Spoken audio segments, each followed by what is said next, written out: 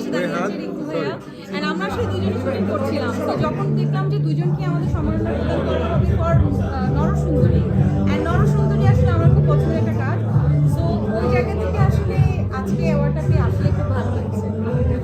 আচ্ছা ভাইয়া, আপনার কাছে প্রশ্ন, ও অভিনেত্রী হিসেবে তানজিন তিশাকে আপনি কিভাবে বর্ণনা করবেন? বা উনি তো অনেকদিন ধরে কাজ করছেন, সফল অভিনেত্রী, সেই জায়গা থেকে আপনি কি না না সফল না, আরো অনেক কিছু করার আছে।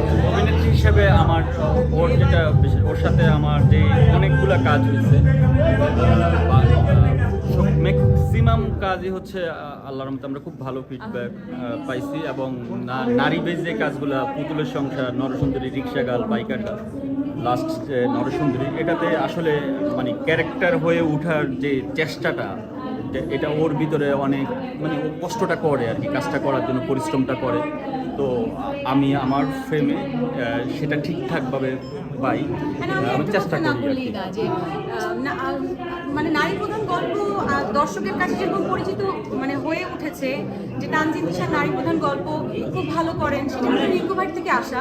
কারণ রিঙ্কু ভাই সাহস করেছে আমাকে নিয়ে নারী প্রধান গল্পে কাজ করার, যার কারণে কিন্তু এখন আসলে মানুষ এক্সপেকটেশন নিয়ে বসে থাকে কবে আমরা একটা নারী প্রধান গল্প নিয়ে কাজ করবো। তো এই জায়গা থেকে আই এম ব্লেসড যে আমি রিঙ্কু ভাইয়ের গল্পে আসলে কাজ করতে পারি। এই তো 24 আপস অ্যান্ড ডাউন আসলে সব জায়গায় থাকে। সো আপস অ্যান্ড ডাউন সব জায়গায় ছিল, আছে। সো আমি তো বলবো আলহামদুলিল্লাহ ভালো ছিল, কারণ আমি সবসময় ভালোটা ঠিক করি, খারাপটা না। আপু, নরসুন্দরী নাটকটার জন্য এত অ্যাওয়ার্ড পাচ্ছেন, কিন্তু এই নাটকের মধ্যে আসলে এমন বিশেষত্ব কি আছে যেটা আসলে আপনাকে এত অ্যাওয়ার্ড, এত অ্যাচিভমেন্ট এনে দিচ্ছে? নরসুন্দরী কিন্তু একটা নারীর একটা ফ্যামিলি স্ট্রাগলের গল্প, যেটা অনেক রিয়েল লাইফে আপনারা মানে কানেক্ট করতে পারবেন এবং অনেক মানুষই কানেক্ট করতে পেরেছে।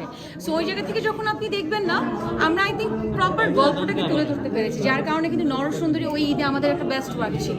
সো ওই জায়গা থেকে আমার খুব পছন্দের কাজ, যেমনটা আমার রিক্সাগার ছিল, পুতুলের সংসার ছিল, নরসুন্দরী তাই। সো আমার কাছে মনে হয় যে নরসুন্দরী নিয়ে যখন আমাকে একটা সম্মাননা প্রদান করা হবে, সেটা I would love to accept that. So that's I am here today.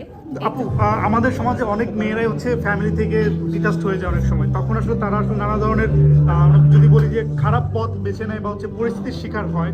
তো এই বিষয়টা আসলে কিভাবে দেখেন আপনি, বা এই সমস্যাটা আমাদের সমাজ থেকে কবে উঠানো সম্ভব? এই বিষয় নিয়েও কিন্তু আমরা কাজ করেছি। আসলে এক একজনের লাইফ এক্সপেরিয়েন্স, স্ট্রাগল কিন্তু totally different. So we can't জাজ somebody, but we can say that আমাদের গোলটা যদি আমরা ফোকাস করতে পারি, then we can do our best, but we can't জাজ সামবাডি বাই দেয়ার লাইফ, এটা আমি বলবো। Thank you so much. আমাদের আসলে শুটিংয়ে যেতে হবে, সো আরেকদিন ইনশাআল্লাহ সামনে 14 ফেব্রুয়ারি ভালোবাসা।